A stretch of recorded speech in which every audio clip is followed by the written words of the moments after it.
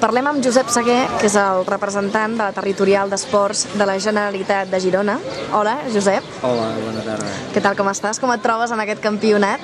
Bé, aquí? Tot i que jo sóc de terra endins i els esports nàutics no són els que he practicat més a la meva vida.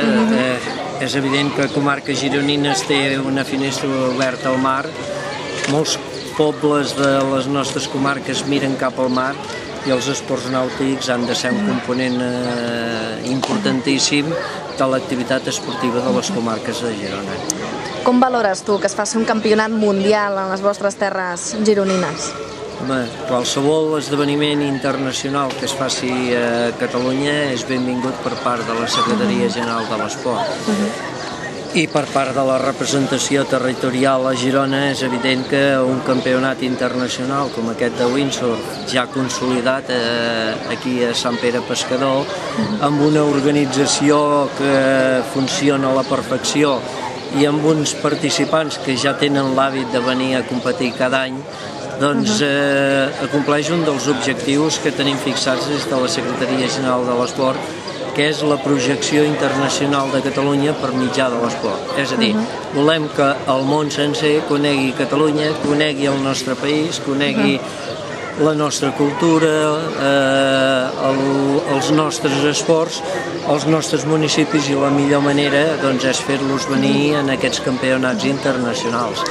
I pel que he vist, no només voleu que la resta del món ho conegui, sinó que també avui al matí podíem veure nens d'escoles que venien expressament per apropar-se una mica més al windsurf i a la vela, no? Sí, també és un dels objectius de l'organització, fer possible que nens i nenes de les comarques gironines, sobretot dels municipis més propers, però avui hi havia una escola que ha vingut expressament de Girona, no?, que coneguin la vela, que coneguin l'activitat esportiva relacionada amb el mar, i què millor que venir aquí un dia que es fa un campionat internacional, un campionat del món de windsurf, i que els hi expliquin com és el windsurf, que vegin els esportistes, que vegin com competeixen i que agafin afició a aquests esports.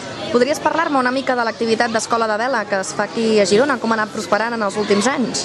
Sí, això hi havia clubs que ja feien escola de vela o vela escolar, però arrel de la meva presa de possessió el 2004 vam fer una regla de 3 molt senzilla, no? Vam dir tots els nens de les comarques de muntanya han de saber esquiar, el Ripollès i la Cerdanya. De la mateixa manera, tots els nens que viuen a la costa, nens i nenes, nois i noies que viuen a la costa, han de saber navegar, han de conèixer els esports de mar, no? I vam convocar els clubs amb l'ajut de la federació i vam trobar la complicitat de tots, va ser admirable, no?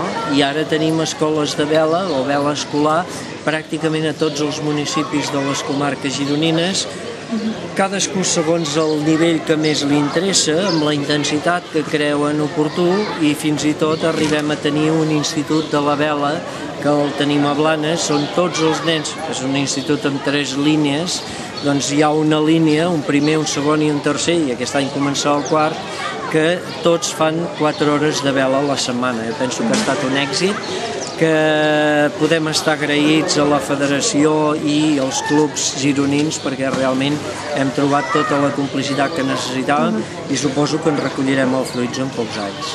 Esperem que sí. Per la meva part, res més. Moltes gràcies per dedicar-nos aquesta estona. Gràcies a vosaltres. Gràcies.